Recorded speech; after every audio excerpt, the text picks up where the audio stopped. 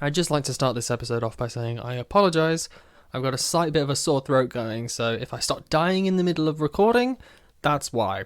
Oh, thank goodness the fans have actually decided to calm down as well. Thank you for cooperating with me. Anyway, hello and welcome back to the Lion's Den. I'm your host Matt as always, and we're just going to have to deal with the fact that the flipping fans are going to be stupid. I also thought it would be a good idea to start eating a packet of crisps before I started recording. I'm very not on it today. I'm also kind of high energy, I'll be honest, so let's jump into it. I've got a couple of things that we're going to talk about, mostly food related, I'll be honest, so yeah, let's jump into it. So, in my quest to find things to bulk out my lunch, because otherwise I end up just having a sandwich, a drink of something, and then that's my lunch, which is not enough, really.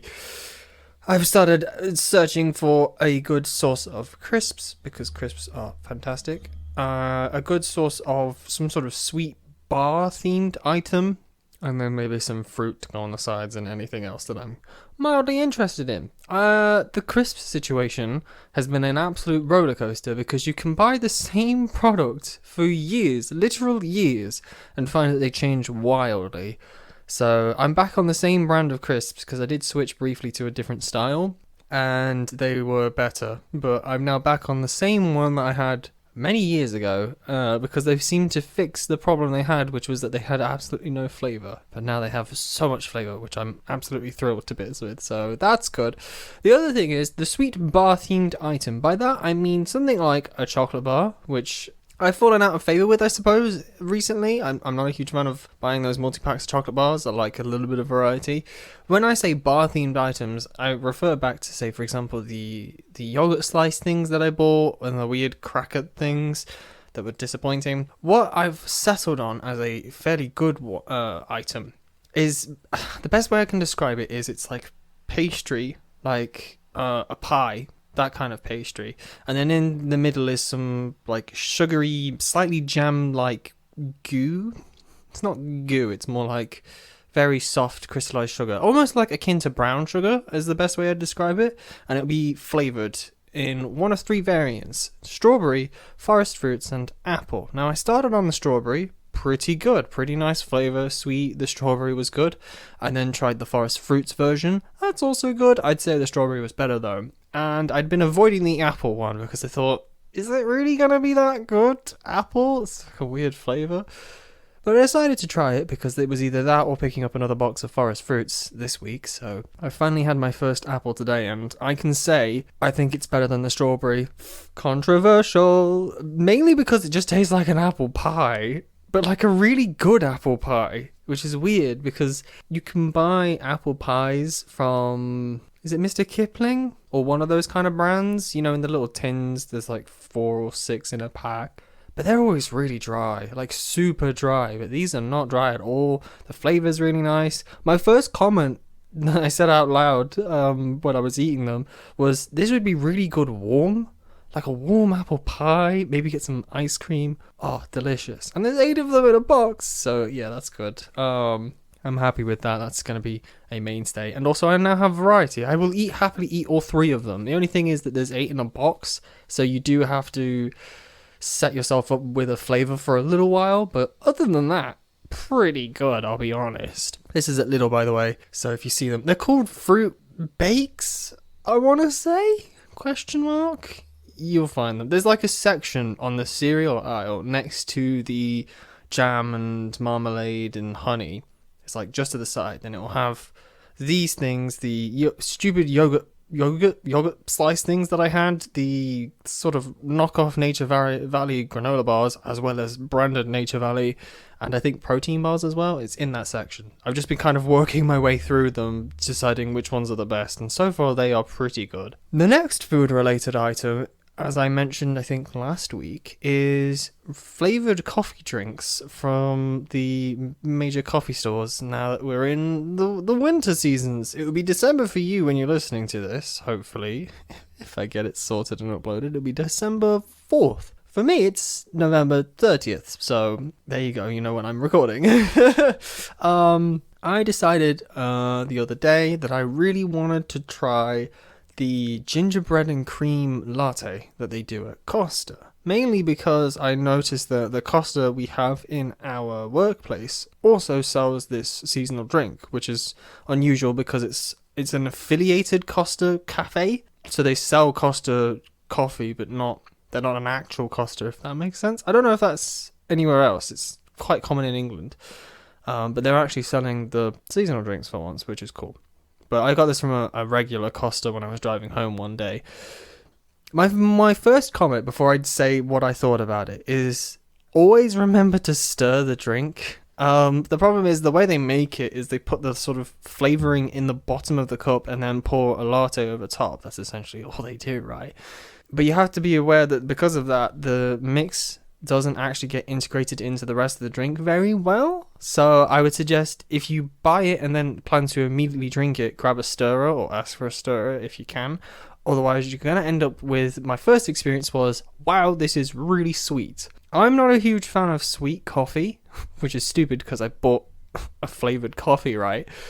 Normally, when I'm drinking instant coffee, I put a little bit of sugar in because it rounds the drink out better, in my opinion. When I'm buying coffee from a coffee shop, I don't bother with sugar at all. The sugar from the milk or whatever they whip on top of it, like the foam, that adds enough smoothness and sweetness to the drink that I'm perfectly happy drinking with it. Plus, the coffee base in general is just better. It has a better flavour. It's not as bitter or harsh in any way, so that's always good. But this immediately was very sweet. So that was kind of a concern. But the plan was, anyway, for me, is I was going to pick it up and drive home and then have it with a pastry I'd bought. So that was cool. This was just the first sip I had when I first picked up the drink. So I was like, okay, I'll reserve judgment. Got home, grabbed a spoon, gave it a little stir up. Infinitely better. Now that the mix has integrated properly into the rest of the coffee, one, it does add some sweetness, more sweet than a normal latte would be from Costa, which is not a bad thing. It's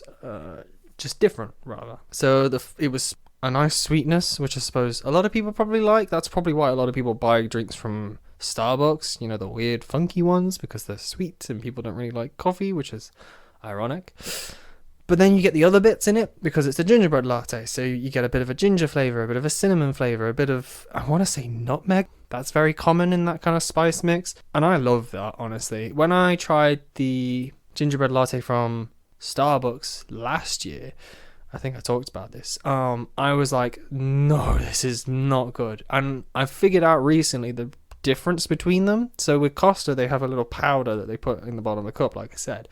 But Starbucks specifically has a gingerbread syrup that they put, I think, 3 shots into a small, which is insane. Because I was planning, when I was thinking about getting seasonal drinks this year, I was thinking, oh, I'll go to Starbucks, but I'll ask them if they can only put 1 shot in, because then it hopefully won't be as egregiously sweet and disgusting. But I ended up at Costa instead and thought, well, I'll try theirs, because obviously they make it different. Theirs, in my opinion, is a much better balance. You actually still taste the latte, the coffee, the thing you've bought, but then you do get that subtle flavour of the ginger, the nutmeg, whatever other spices, cinnamon. I love cinnamon. I'm a weird person. I freaking love cinnamon so much.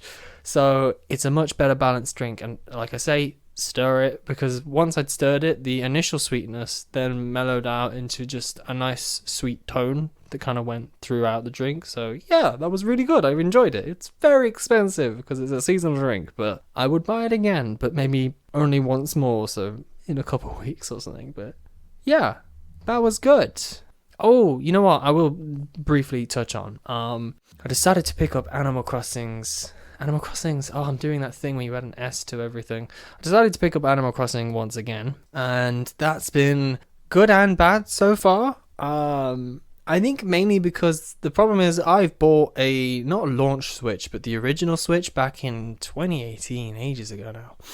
So I obviously have the slightly smaller screen, then it's just an LCD, it's the bog standard one, and I play it mostly in TV mode. That's how I've played pretty much 95% of my playtime is in TV mode. But with Animal Crossing, it's kind of a casual game that I want to just pick up whenever I want, sit down and just chill with. I don't want to have to faff around turning my TV on and getting that all set up, grabbing a controller and then sitting down and making sure the volume's correct and whatnot. I just want to do it right.